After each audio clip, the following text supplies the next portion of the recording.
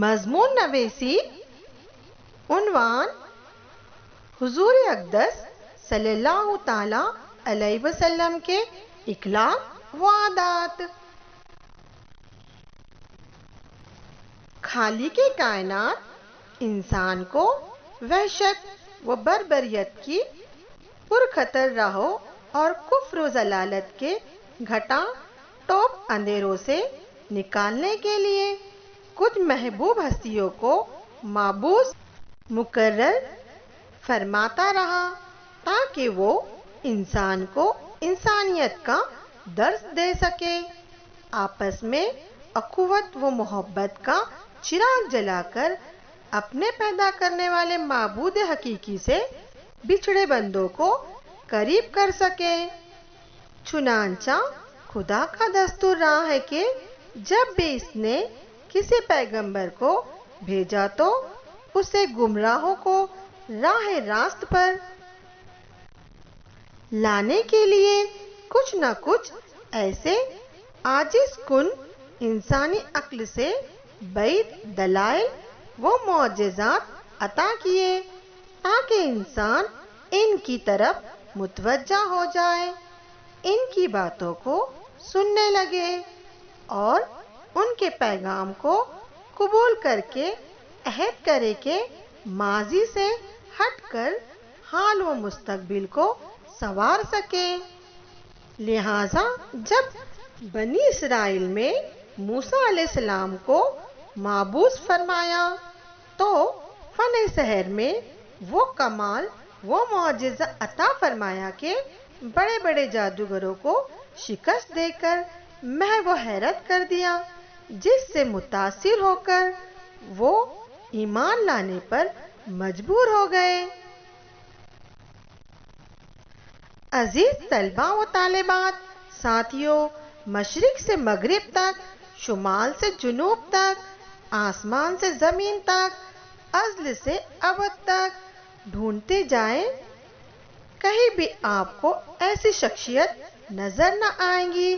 ان تمام گوناگو اوصاف سے متصف صرف اور صرف ایک ذات ہے جسے ہم آقا نامدار حضرت محمد صلی اللہ تعالی علیہ وسلم کے نام سے جانتے ہیں۔ آپ صلی اللہ تعالی علیہ وسلم کے اخلاق عظیم کی گواہی قرآن کریم نے دی ہے۔ اِنَّکَ لَعَلِیُّ الْخُلُقِ العظیم۔ میں اپنی چھوٹی سی زبان سے میرے آقا محمد صلی اللہ تعالی علیہ وسلم کے اخلاق و عادات و آسوئے حسنہ کو کیا آپ کے سامنے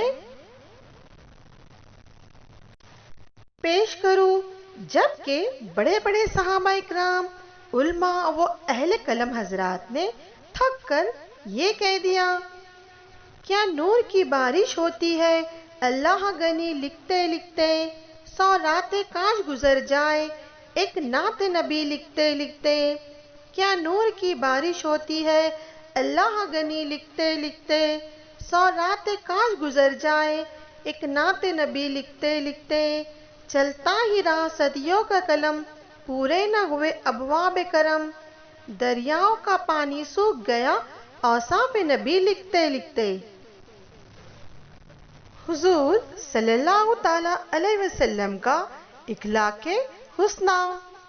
آپ صلی اللہ تعالی علیہ وسلم اخلاق کے اس قدر اونچے تھے کہ جو کوئی دیکھ لیتا تو آپ کے اخلاق و اخلاص سے متاثر ہوئے بغیر نہیں رہتا۔ ایک عورت جو آپ کی کٹر دشمن تھی، آپ کی راہ میں کانٹے، کوڑا کرکٹ اور گندگی ڈالتی تھی، آپ کا نام لینا اس کے نزدیک گناہ عظیم تھا، مگر جب آپ کو یہ معلوم ہوتا ہے کہ وہ ضعیفہ بیمار ہے تو آپ صلی اللہ تعالی علیہ وسلم ان کی عیادت کے لیے پہنچتے ہیں تو ضعیفہ کہتی ہے کہ اے محمد، تو مجھ سے بدلہ لینے آیا ہے، تو آپ صلی اللہ تعالی علیہ وسلم فرماتے ہیں کہ نہیں، میں تو عیادت کرنے آیا ہوں، اور آپ صلی اللہ تعالی علیہ وسلم اس کی خدمت کرتے ہیں اور اخلاق مندی سے پیش آتے ہیں تو فوراً اپنے جرم کا اعتراف کرتے ہوئے دامن اسلام سے چمٹ جاتی ہے اور عفوت گزارگی خواستگار ہوتی ہے۔ صادق الامین، کوئی ایسا نبی نہیں کہ انہیں ان کی قوم نے باوجود مخالفت کے صادق کا خطاب دیا ہو، لیکن حضرت صلی اللہ تعالی علیہ وسلم کی ذات گرامی اس سے متصف ہے اور اس وقت بھی اس صفت سے متصف تھی، جبکہ آپ صلی اللہ تعالی علیہ وسلم کافروں کے درمیان گھرے ہوئے تھے۔ ہر شخص آپ صلی اللہ تعالی علیہ وسلم کا جانی دشمن تھا۔ اس وقت بھی آپ کے پاس امانت رکھا کرتے تھے۔ مکی زندگی کے آخری ایام میں جب نعوذ باللہ آپ کے قتل کا منصوبہ بنایا گیا تھا، کفار آپ صلی اللہ تعالی علیہ وسلم کی کامیابی سے مایوس ہو کر قتل کے در پہ ہوئے تھے، تو اس وقت بھی ان کی امانت آپ صلی اللہ تعالی علیہ وسلم کے پاس تھی۔ جب آپ صلی اللہ تعالی علیہ وسلم ہجرت کرنے لگے تو حضرت علی رضی اللہ تعالی عنہ کے پاس یہ امانت دے گئے کہ یہ امانت والوں کے سپرد کر دینا۔ اس سے بڑھ کر صادق اور آمین ہونے کی اور کیا نظریے ہو سکتی؟ ٹھیک ہے، دوست تو دوست، دشمن بھی آپ کے پاس امانت رکھتے تھے۔ رواداری کا یہ عالم تھا کہ کسی ناپسندیدہ آدمی کی آمد پر بھی خندہ پیشانی سے پیش آتے اور اسے عزت دیتے۔ چنانچہ ایک بار آپ صلی اللہ تعالی علیہ وسلم کی خدمت میں ایک آدمی حاضر ہوا جسے آپ صلی اللہ تعالی علیہ وسلم ناپسند کرتے تھے۔ چنانچہ ایک بار آپ صلی اللہ تعالی علیہ وسلم کی خدمت میں ایک آدمی حاضر ہوا جسے آپ صلی اللہ تعالی علیہ وسلم ناپسند کرتے تھے، مگر آپ صلی اللہ تعالی علیہ وسلم اس کے ہمراہ نہایت بے تکلفی سے بات کی۔ حضرت عائشہ رضی اللہ تعالی عنہ کو اس پر تعجب ہوا تو آپ نے فرمایا، قسم ہے کہ قیامت کے دن خدا کے حضور وہ شخص بدترین مقام پائے گا جس نے لوگ اس کی بدسلوکی کے ڈر سے ملنا جلنا ترک کر دے۔ حضرت صلی اللہ تعالی علیہ وسلم کسی کے یہاں ملاقات کے لیے جاتے تو دروازے کے دائیں یا بائیں کھڑے ہو کر اطلاع دیتے اور اجازت لینے کے لیے 3 مرتبہ سلام کرتے۔ جواب نہ ملنے پر بغیر کسی تقدر کے واپس چلے آتے۔ رات میں اگر کسی سے ملنے جاتے تو اتنی دھیمی آواز میں سلام کہتے کہ اگر وہ جاگتا ہو تو سن لے اور سو رہا ہو تو اس کی نیند میں خلل نہ آئے۔ تاریخ شاہد ہے کہ اللہ کے رسول مکہ میں فاتحانہ داخل ہوتے ہیں اور آپ کے سامنے وہ تمام مجرمین اپنے جرائم کے تصور سے کانپ رہے ہیں جنہوں نے آپ صلی اللہ علیہ وسلم کو اور آپ صلی اللہ تعالی علیہ وسلم کے ساتھیوں کو طرح طرح سے ستایا تھا، بے بسی و بے کسی کے عالم میں اپنا وطن اور گھر بار چھوڑنے پر مجبور کیا تھا۔